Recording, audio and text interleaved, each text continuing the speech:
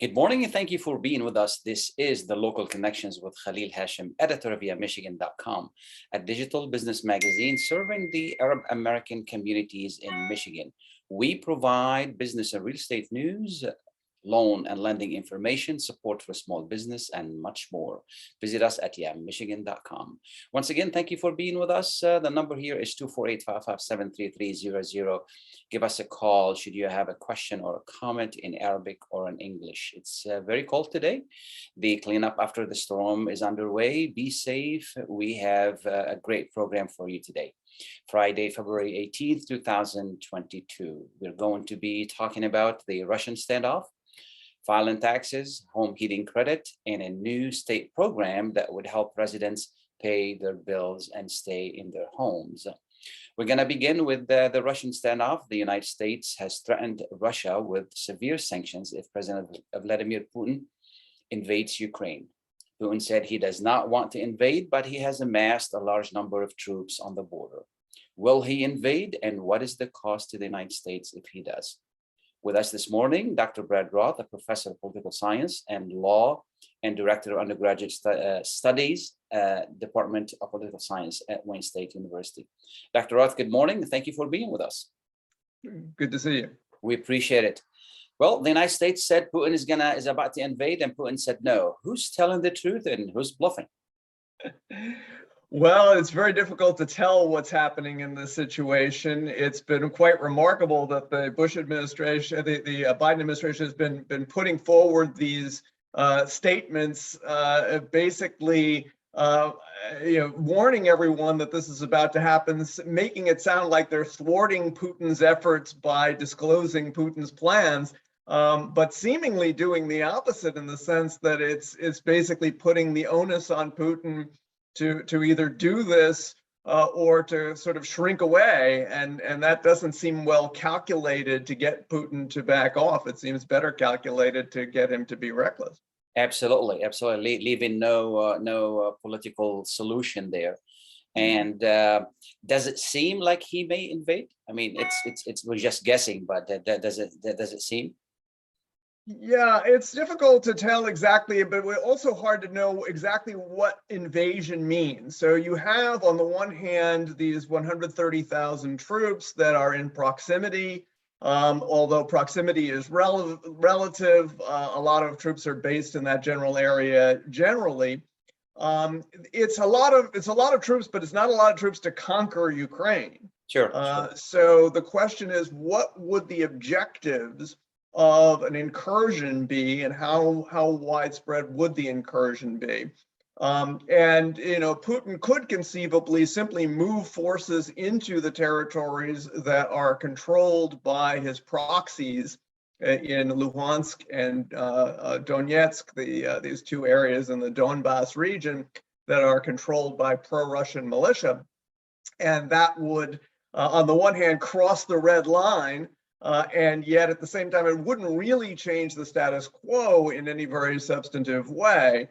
And so I guess if I had to put money on something, that might be it. But it's hard to know what else. I mean, people talk about regime change. They've talked about, the idea of Russian forces actually going to Kiev to try to change the government there. That strikes me as a much higher risk scenario, and it's hard to imagine Putin undertaking that.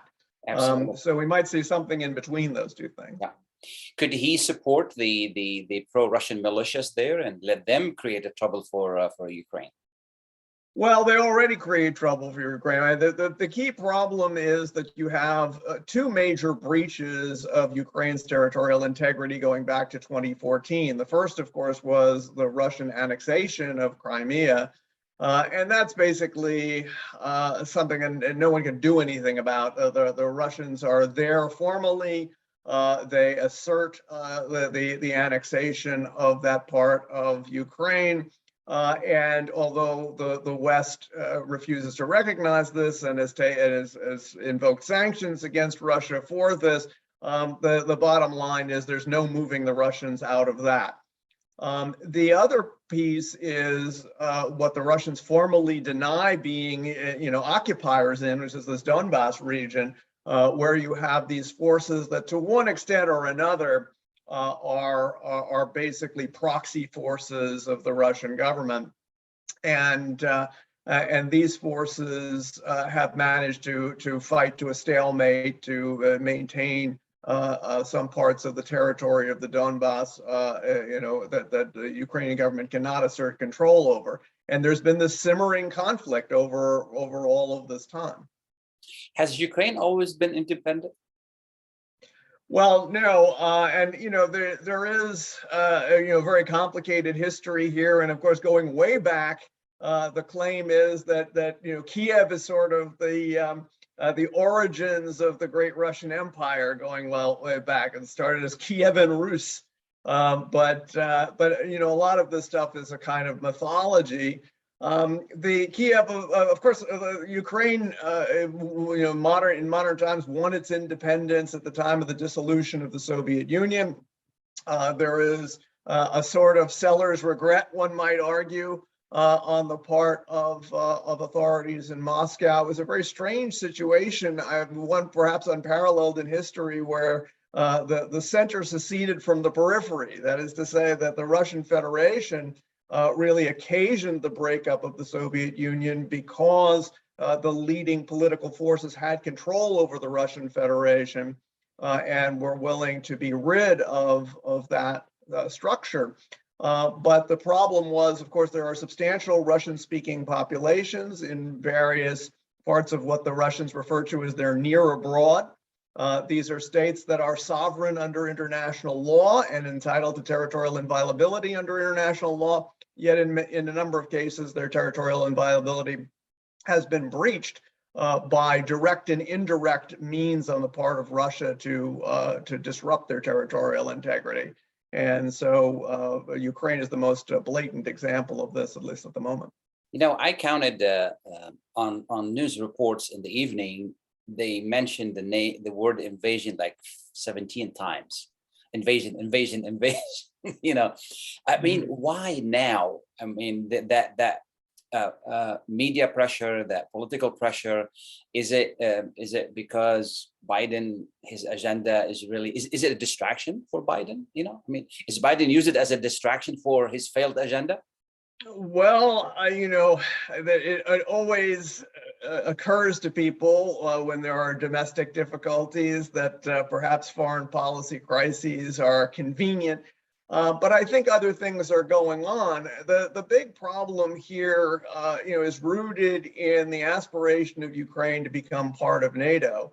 And the status quo that has changed in the last couple of years and in a building way is Ukraine's continued agitation in that direction.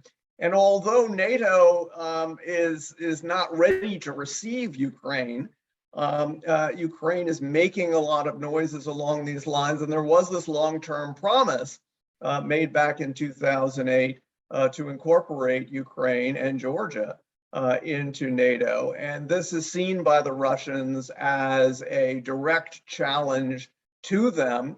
Whether they earnestly see it as a security threat is unclear, but they clearly see it as a defiance of their sort of self-conceived role as a major player in global events.